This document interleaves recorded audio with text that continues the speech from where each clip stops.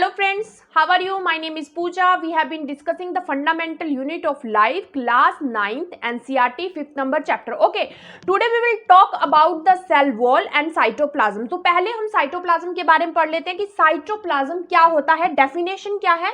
Protoplasmic mass of the cell excluding nucleus. अब इसका क्या मतलब होता है, देखिए यहाँ पे मैंने एक प्लांट सेल बनाया है.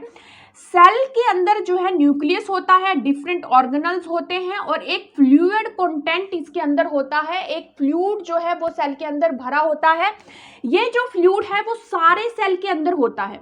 ओके, मतलब यहाँ पे ऑर्गेनल्स का जो पर्टिकुलर स्ट्रक्चर होता है, वो जो ऑर्गेनल्स होते हैं सेल के अंदर वो एक फ्लूइड के अंदर प्रेजेंट रहते हैं. और जो न्यूक्लियस होता है उसके अंदर भी जो है फ्लूइड प्रेजेंट होता है, जिसको हम न्यूक्लियोप्लाज्म बोलते हैं. ओके, तो हमने जो फ्लूइड न्यूक्लियस के अंदर प्रेजेंट है उसका पर्टिकुलर नाम दे दिया है न्यूक्लियोप्लाज्म. और जो फ्लूइड कंटेंट जो है न्यूक्लियस के बाहर प्रेजेंट है, आउटसाइड प्रेजेंट है, उसको हम क्या बोलते हैं, साइटोप्लाज्म. तो साइटोप्लाज्म यानी कि जो न्यूक्लियस के बाहर का जो फ्लूइड कंटेंट है प्लस न्यूक्लियोप्लाज्म जो न्यूक्लियस के अंदर फ्लूइड कंटेंट प्रेजेंट है, यहाँ पे जो न्यूक्लियस के अंदर प्रेजेंट है, उन दोनों को मिलके जो टर्म बनती है उसको हम बोल देते हैं, जो फ्लूइड कंटेंट टोटल होता है उसको हम प्रोटोप्लाज्म बोलते हैं. ठीक है, तो यहीं से हम डेफिनेशन निकाल देते हैं कि टोटल जो फ्लूइड कंटेंट है प्रोटोप्लाज्म, उसमें से जो न्यूक्लियस का जो फ्लूइड कंटेंट है न्यूक्लियोप्लाज्म, जिसको हम माइनस कर देते हैं प्रोटोप्लाज्म से, तो टर्म आती है साइटोप्लाज्म. बस ये एक टेक्निकल उसको वे में हमने इसको जो है समझ लिया है, यानी कि वो सेल का फ्लूइड कंटेंट होता है. दूसरी चीज इसके अंदर क्या है कि जब सेल जो है यंग स्टेज के अंदर होता है तो साइटोप्लाज्म जो है ऑल ओवर यहाँ पे डिस्ट्रीब्यूटेड रहेगा. ये न्यूक्लियस है, यहाँ पे पूरा प्रेजेंट रहता है सारे सेल के अंदर. लेकिन जब सेल जो है मेच्योर होता है, उसका साइज जो अगर बड़ा होता है तो क्या होता है, वहाँ पे जो है स्मॉल जो है कैविटीज बन जाती हैं और इनको जो है वैक्यूल्स बोलते हैं. जैसे कि इस प्लांट सेल के अंदर आप देखिए, इस यहाँ पे एक वैक्यूल है, ठीक है, तो इसका साइज थोड़ा सा यहाँ पे जो है बड़ा है प्लांट सेल के अंदर, और एनिमल सेल के अंदर ये जो है इसका साइज जो है छोटा होता है, जो वैक्यूल्स होते हैं वो. तो फ्लूइड कंटेंट होता है साइटोप्लाज्म, उसके वो जो है विस्कस होता है, थोड़ा सा गाढ़ा होता है, क्योंकि जो है उसके अंदर डिफरेंट बायोकेमिकल्स प्रेजेंट होते हैं. बायो मींस लाइफ, केमिकल जो लिविंग सेल्स या लिविंग ऑर्गेनिजम्स के अंदर जो है प्रेजेंट होते हैं, जैसे वाटर है, अमीनो एसिड्स हैं, protein, lipid, carbohydrates and enzyme, और भी चीजें इसके अंदर जो है रहती है. तो ये उसके अंदर एक कोलाइडल जो है सोल्यूशन बनाती हैं ये चीजें, और वो होमोजीनियस सोल्यूशन होता है. होमोजीनियस का क्या मीनिंग है, उसकी मतलब इन जो कॉन्सेंट्रेशन उसकी रहेगी, यहाँ पे जो फ्लूइड है उसकी हर जगह वो कॉन्सेंट्रेशन सेम पाई जाएगी. मतलब अगर आप कहीं से भी सैंपल लेके देखते हैं उसका साइटोप्लाज्म का, तो वो जो है होमोजीनियस मिलेगा, उसकी जो कॉन्सेंट्रेशन रहेगी वो सेम रहेगी, यानी कि वो विस्कस होता है, गाढ़ा होता है, होमोजीनियस होता है, और उसके अंदर जो है डिफरेंट बायोकेमिकल्स जो है प्रेजेंट रहते हैं जो प्लाज्म होता है उसके अंदर. अच्छा, साइटोप्लाज्म के अंदर ही जो है ना डिफरेंट ऑर्गेनल्स जो होते हैं सेल के, वो प्रेजेंट रहते हैं, और जो ऑर्गेनल्स होते हैं वो मेम्ब्रेन बाउंड भी रहते हैं. हम आगे इसकी जो है सेपरेट वीडियो के अंदर इसको स्टडी करेंगे. अब साइटोप्लाज्म जो है क्या रोल यहाँ पे प्ले कर रहा है वो भी हमें स्टडी करना है. सबसे पहली चीज तो है कि जो साइटोप्लाज्म है वो शेप प्रोवाइड कर रहा है सेल को, क्योंकि वो एक फ्लूइड कंटेंट है, वो एक फ्लूइड है, तो एक बाउंस, एक टर्जिडिटी प्रोवाइड कर रहा है सेल को. दूसरी चीज, ये एक प्लेटफॉर्म दे रहा है पूरे जो सेल के जो ऑर्गेनल्स होते हैं उनकी जो वर्किंग होती है, जो केमिकल रिएक्शंस होती हैं, केमिकल जो रिएक्शंस होती हैं उनके लिए ये एक प्लेटफॉर्म प्रोवाइड कर रहा है. मतलब क्या है कि देखिए ये पूरा सेल है, अगर यहाँ पे कोई मॉलिक्यूल, यहाँ पे जो अमीनो एसिड प्रेजेंट है, प्रोटीन इसके अंदर सारे प्रेजेंट हैं, तो जो डिफरेंट ऑर्गेनल्स हैं उनको कुछ भी चाहिए वो यहाँ से साइटोप्लाज्म से जो है ले लेते हैं उस चीज को. यानी कि जो मॉलिक्यूल्स की मूवमेंट है वो इस साइटोप्लाज्म के थ्रू ही होती है, इस फ्लूइड कंटेंट के थ्रू ही होती है. अगर यहाँ पे सोच लीजिए कि आप साइटोप्लाज्म ना हो तो इन amino acid, protein, lipid, enzyme कैसे जो है सेल के अंदर सर्वाइव करेंगे, और उनकी जो मूवमेंट है वो किस मीडियम के थ्रू होगी, पॉसिबल नहीं होगी.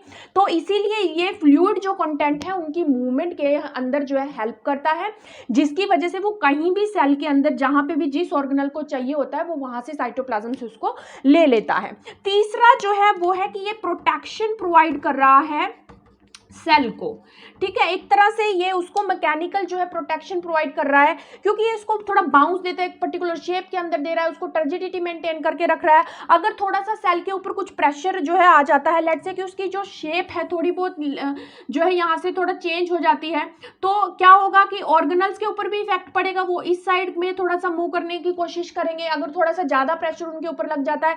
लेकिन जैसे ही वो प्रेशर वापिस होगा तो ये जो फ्लूइड कंटेंट है वापिस से जो है यहाँ पे फैल जाएगा, यानी कि शेप जो है रिगेन कर रहा है, जो सेल है वो अपने आप जो है रिगेन कर लेता है सेल। वो भी जो है इस साइटोप्लाज्म की वजह से ही होता है, क्योंकि वो एक फ्लूइड कंटेंट है, इजीली वो जो है डिस्ट्रीब्यूट हो जाता है। ओके, यानी कि शेप प्रोवाइड कर रहा है, एक प्लेटफॉर्म दे रहा है केमिकल रिएक्शंस के लिए, मूवमेंट जो केमिकल्स की या जो बायोकेमिकल्स हैं उनकी मूवमेंट में हेल्प कर रहा है, और जो है प्रोटेक्शन दे रहा है सेल को। बहुत इंपॉर्टेंट कंपोनेंट है सेल का। और जो नेक्स्ट है वो हम सेल वॉल पढ़ते हैं। सेल वॉल क्या होती है? It is rigid, semi transparent, supportive, protective covering present outside the cell membrane. इसका क्या मीनिंग है? ये देखिए, इस स्ट्रक्चर के अंदर आप देखिए जो रेड कलर में आपको दिख रही है ये सेल मेम्ब्रेन है, ओके, जो हम पहले पढ़ चुके हैं। फिर ऊपर आप ब्लू कलर के अंदर देखिए ये जो आउटर कवरिंग है सेल मेम्ब्रेन के बाहर, इसको ही हम जो है सेल वॉल बोलते हैं। और इसकी क्या प्रॉपर्टी है? ये रिजिड है। रिजिड मतलब इसके अंदर फ्लेक्सिबिलिटी कम है as compare to cell membrane, मतलब उसकी वो बैंड नहीं हो सकती बहुत ज्यादा, वो जो है उसके अंदर इलास्टिसिटी बहुत कम है। और सेमी ट्रांसपेरेंट है, मतलब उसके अंदर से कुछ लाइट अंदर जो है एंटर कर सकती है सेल के अंदर।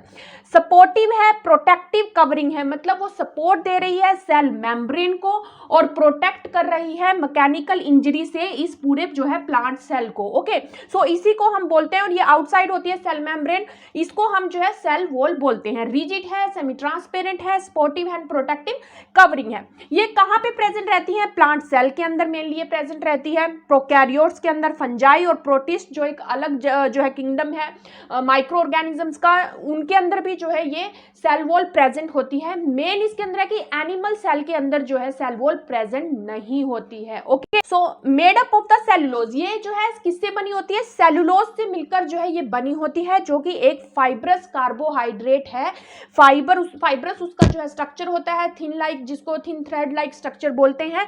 ओके, ग्लाइकन्स भी इसके अंदर प्रेजेंट होते हैं, कुछ प्रोटीन्स प्रेजेंट होते हैं, पैक्टिक सब्सटेंसेस इसके अंदर प्रेजेंट होते हैं, और ये जो है पोर्स भी इसके अंदर होते हैं। ओके, पोर्स इसके अंदर होते हैं, जैसे कि सेल मेम्ब्रेन के अंदर पोर्स प्रेजेंट होते हैं, ऐसे ही जो है सेल वॉल के अंदर भी जो है पोर्स प्रेजेंट होते हैं। तभी तो मटेरियल देखिए अंदर आएगा ना सेल के अंदर और बाहर जाएगा। अगर पोर यहाँ पे पोर नहीं होंगे तो सेल मेम्ब्रेन के अंदर जो है कैसे एंटर करेगा? सो जो सेल वॉल होती है उसके अंदर पोर्स प्रेजेंट होते हैं। ओके, और जो जब दो सेल्स आपस में जो है पास में रहते हैं तो वो पोर्स के थ्रू जो है कनेक्टेड भी रहते हैं। ओके, मतलब सेल जो है आपस में कनेक्ट रहेंगे इन पोर्स के थ्रू। कैसे? जो pores having cytoplasmic bridges between adjacent cells are called plasmodesmata. Okay, ये क्या होता है? देखिए, ये लेट्स से कि ये एक सेल है, ये दूसरा प्लांट सेल है, ये सेल वॉल है, ये सेल मेम्ब्रेन है। ओके, यहाँ पे जो पोर है, इन दो सेल का जो प्रोटोप्लाज्म है वो इस पोर के थ्रू जो है इधर भी आ रहा है और थोड़ा सा शेयर हो रहा है, मतलब इधर जो है और इधर वो आपस में कनेक्टेड है। साइटोप्लाज्म जो है यहाँ पे ब्रिज बन रहा है इन दोनों सेल के बीच में, इसको ही हम प्लाज्मिडोस्मेटा बोलते हैं। तो जो सेल वॉल होती है उसका क्या फंक्शन होता है? क्योंकि ये रिजिड होती है, फ्लेक्सिबिलिटी और इलास्टिसिटी इसके अंदर कम होती है, तो ये जो है एक पर्टिकुलर शेप प्रोवाइड कर रही है सेल को। स्ट्रेंथ प्रोवाइड करती है, क्योंकि जो सेल वॉल होती है वो डेलिकेट होती है। ओके, लेकिन जो सेल वॉल होती है वो डेलिकेट नहीं होती, उसके अंदर स्ट्रेंथ होती है। तभी आप देखिए कि जो प्लांट सेल्स होते हैं, मतलब जो वुड होती है बनी होती है, वो किससे बनी होती है? प्लांट सेल से बनी होती है। और वुड जो है हार्ड होती है और उसकी लाइफ भी जो है लॉन्गर रहती है। क्यों? क्योंकि जो सेल्स होते हैं उनके अंदर सेल वॉल जो है प्रेजेंट होती है, जो कि हार्ड होती है, रिजिड होती है, सपोर्टिव होती है, वो उसको स्ट्रेंथ प्रोवाइड करती है ज्यादा, जो वुड को जो है पर्टिकुलर टाइप ऑफ प्रॉपर्टीज जो है प्रोवाइड कर रही है। ठीक है, और वो जो है प्रोटेक्शन देती है सेल वॉल, किससे? पैथोजन से and mechanical injury. Mechanical injury से प्रोटेक्शन तो इसीलिए ही देती है क्योंकि वो रिजिड होती है। अगर कोई चीज मतलब ज्यादा स्ट्रॉन्ग होती है तो उसको तोड़ पाना जो है मुश्किल होता है एज कंपेयर टू जो है जो डेलिकेट होती है। इसीलिए जो एनिमल सेल्स होते हैं वो ज्यादा डेलिकेट होते हैं, इजिली बस्ट हो जाएंगे, इजिली उनके ऊपर अगर थोड़ा प्रेशर ज्यादा कर देते हैं तो वो टूट फूट जाएंगे, ठीक है। लेकिन एज कंपेयर टू जो है प्लांट सेल, क्योंकि उनके अंदर जो है सेल वॉल प्रेजेंट होती है। अच्छा, दूसरा इसके अंदर पॉइंट है कि ये प्रोटेक्शन देती है अगेंस्ट पैथोजन। पैथोजन वो माइक्रो ऑर्गेनिजम्स होते हैं जो हमें हार्म देते हैं, जो डिसीज देते हैं, ठीक है, जो हमारे लिए हार्मफुल होते हैं, या प्लांट के लिए जो हार्मफुल होते हैं, फंजाई के लिए जो हार्मफुल होते हैं, वो उनके लिए पैथोजन रहेंगे। ओके, सो वो जो है सेल वॉल है, उनको जो है सेल वॉल को भेद पाना मुश्किल होता है।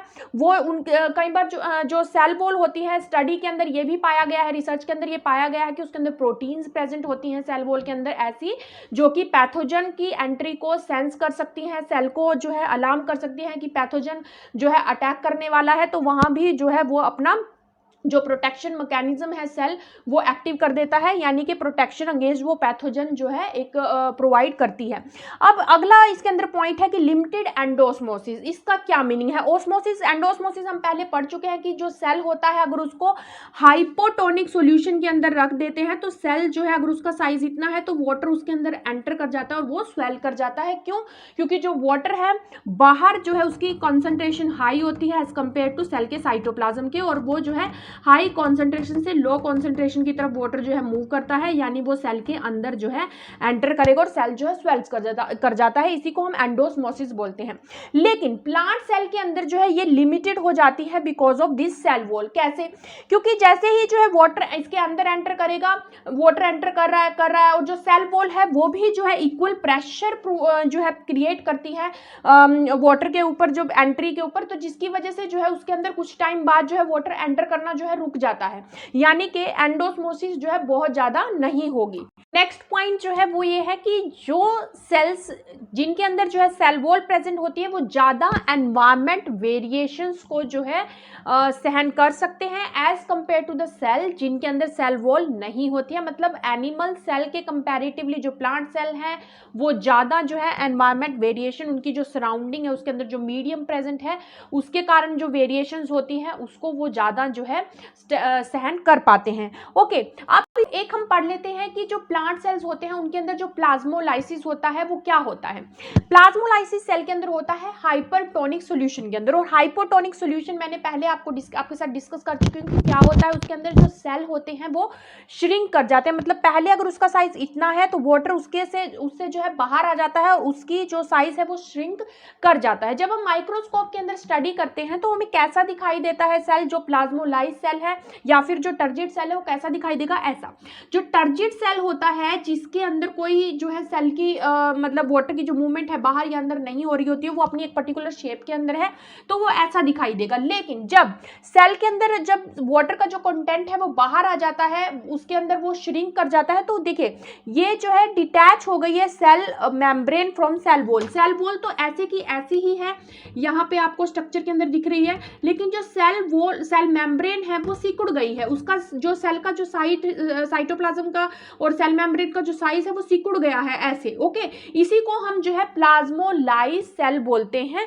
और अगर ज्यादा प्लाज्मोलाइसिस हो जाता है तो सेल जो है पूरा मतलब एक तरह से मर ही जाता है पूरा।